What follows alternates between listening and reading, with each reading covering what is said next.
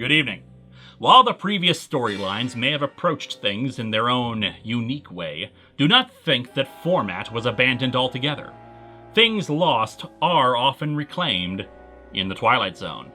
The chair recognizes the senator from Texas, Galt Randall, a true believer in that old saying that men should pick themselves up by their bootstraps to solve their problems. Forgetting, of course, that expression comes from the idea that is not possible. In this story, takers. A new bill is going to be passed through the Senate that will extend benefits to many, and Senator Randall is determined to keep those benefits from the people who need them, since clearly they can help themselves. His opponent in this is a Senator McWilliams, who thinks that when Randall speaks of freedom, what he really means is the freedom to go away and die. His filibuster of the bill lasts a whopping 18 hours before he passes out from exhaustion and wakes up in a flop house in the 1930s. After his initial disbelief at his surroundings, he thinks that he's been sent back in time to prevent the welfare state from ever coming to be, to stop FDR from making the New Deal. He's a passionate speaker even in the past, so much so that it has been decided to give him the shantytown's monthly banquet drawing.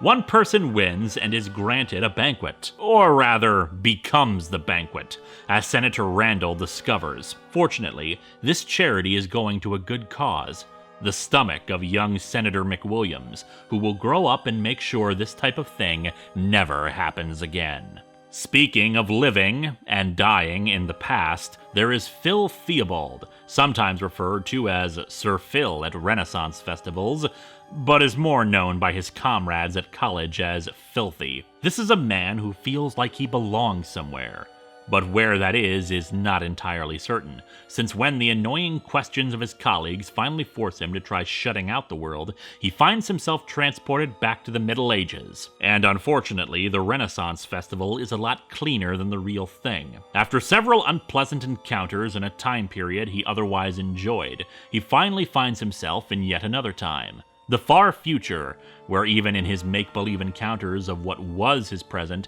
he finds the time more than a little lacking.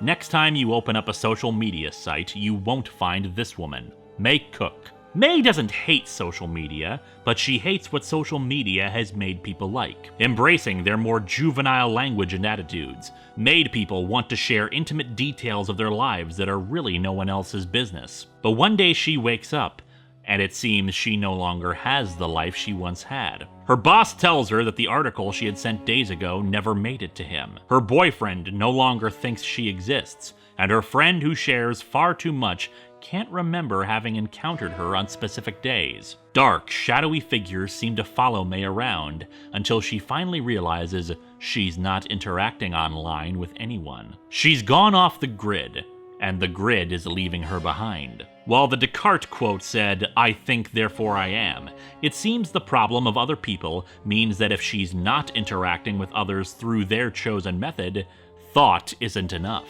She tries to stabilize things by posting her thoughts and activities, but eventually decides it's not the kind of life worth living, permanently deleting her account, and going wherever accounts go when they are erased. The truth of history, be it the past, the present, or the future, is that things are difficult.